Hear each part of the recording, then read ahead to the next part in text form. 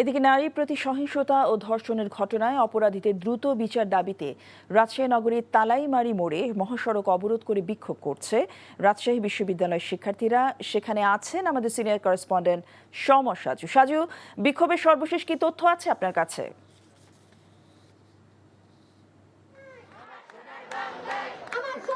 হ্যাঁ জসিন্তা, আমি এই মুহূর্তে তালাইমারিতে না, আমি এখন অবস্থান করছি রাজশাহী বিশ্ববিদ্যালয় ক্যাম্পাসে। রাজশাহী বিশ্ববিদ্যালয় ক্যাম্পাসে সিনেট ভবনের সামনে রাজশাহী বিশ্ববিদ্যালয়ের শিক্ষার্থীরা তারা সমবেত হয়েছে এবং আপনি নিশ্চয় দেখতে পাচ্ছেন যে তারা এখন স্লোগানে মুখ প্রকম্পিত করছে ক্যাম্পাস এবং তারা বলছে যে তুমি কে আমি কে, আসিয়া আসিয়া, ধর্ষকের সর্বোচ্চ শাস্তি নিশ্চিতের তারা দাবি জানাচ্ছে।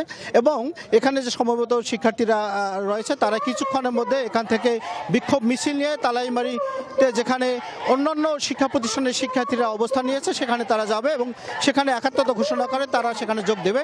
এবং আপনাকে আরও তথ্য জানিয়ে রাখি, রাজশাহী নগরীর সাহেব বাজার 0 পয়েন্টে কিছুক্ষণ আগে একই দাবিতে মানববন্ধন করেছে ইসলামী ছাত্র শিবিরের নেতাকর্মীরা।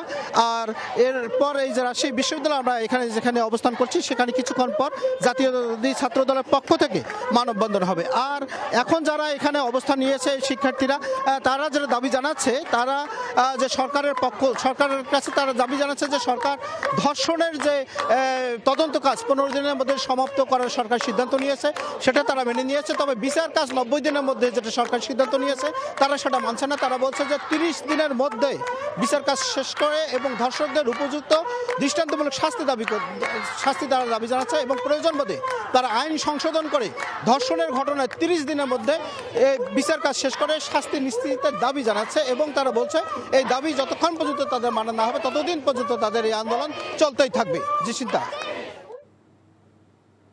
জানছিলাম রাজশাহী বিশ্ববিদ্যালয়ে বিক্ষোভের খবর। এই ঈদে জামা জুতো অ্যাক্সেসরিজের ডিসকাউন্ট